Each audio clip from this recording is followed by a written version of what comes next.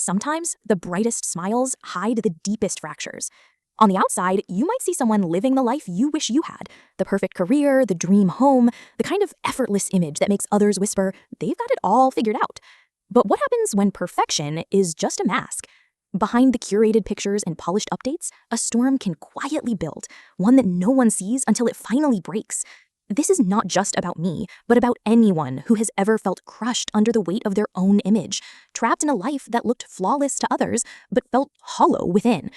Stay with me as I share the unexpected price of chasing perfect and why letting go became the only way to survive. I've never really shared this before because even admitting it feels like betraying the version of myself I worked so hard to create. For years, people looked at me and thought I had everything figured out.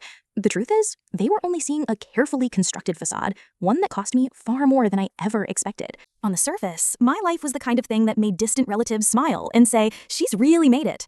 I had a stable career that looked impressive on LinkedIn, a house that could easily pass for something in a glossy magazine spread, and a calendar so full of brunches, dinners, and events that people assumed I must be endlessly social. But the reality was much different.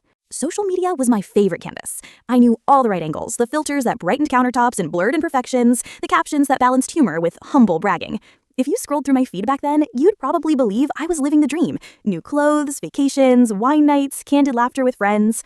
What I didn't show were the silent nights crying in my car after work, the untouched dinners I reheated twice because I was too exhausted to eat, or the anxiety attacks I shoved down just long enough to put on lipstick and smile. Even I bought into my own illusion. I convinced myself that this was what perfection meant.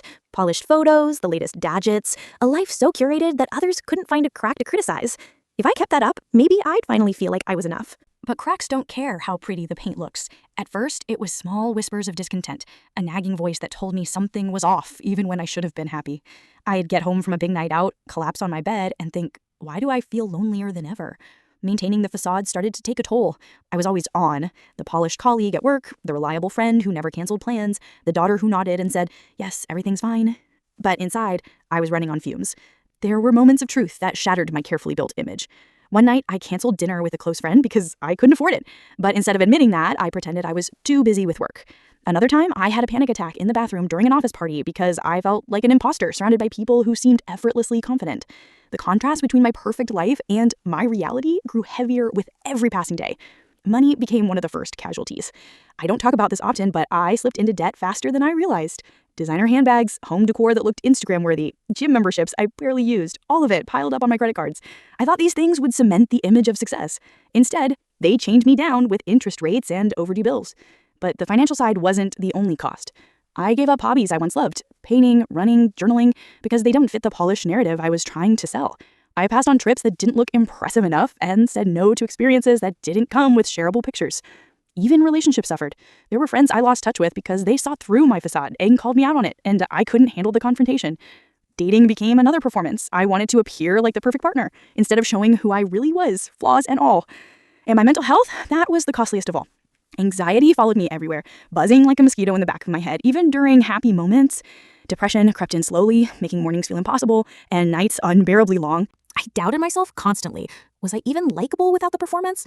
Was I enough without the image? The turning point wasn't a dramatic explosion. It was more like a quiet breaking. One night, sitting in my beautifully decorated living room, surrounded by things I'd bought but never used, I realized I felt absolutely nothing. It hit me like a punch. I had built an entire life around impressing others, but I wasn't living at all. That night, I broke down. I admitted the truth, first to myself, then slowly to others. The first conversation was with a close friend. I remember my voice shaking as I confessed, I'm not okay. I can't keep this up. The silence after that confession was terrifying, but instead of judgment, she just hugged me. It was the first moment of genuine connection I'd felt in years. Opening up to my family was harder. They had always bragged about me to others, their successful daughter. Admitting that my perfect life was breaking me felt like letting them down. But when I finally told them, their response was softer than I imagined. They wanted me happy, not polished. That realization shifted everything. Happiness didn't have to mean perfection. It could mean authenticity, even if that meant others saw my flaws. Rebuilding wasn't glamorous. It was messy and slow. I started with small steps, canceling credit cards, deleting social media apps, saying no to events I couldn't afford. It was uncomfortable at first. People noticed. Some asked, why aren't you posting as much anymore? Or why didn't you come last weekend? But instead of scrambling to cover up, I told the truth. I needed a break. I picked up my old hobbies again, painting messy canvases, going for runs without tracking the pace, and writing in a notebook no one else would ever read. Slowly, I found myself enjoying life again. Embracing imperfection was the hardest but most rewarding part. My home isn't always spotless now, and my outfits don't always match, but I laugh more freely, love more deeply, and connect with people on a level I never could when I was pretending. The true price of happiness turned out to be letting go of the perfect life I'd been sold, and in that release, I discovered freedom. For the first time, I feel like I'm actually living, not just performing. Before we move on, I want to pause and remind everyone what this channel is really about. These stories aren't just entertainment. They're reflections of struggles that thousands of people silently carry every day. When you come here, I want you to feel safe. Safe to listen, safe to share, safe to connect. In the comments, you can talk about your own experiences, but please remember, this is not the place for insults, harsh words, or negativity. We don't attack people here, we learn from each other.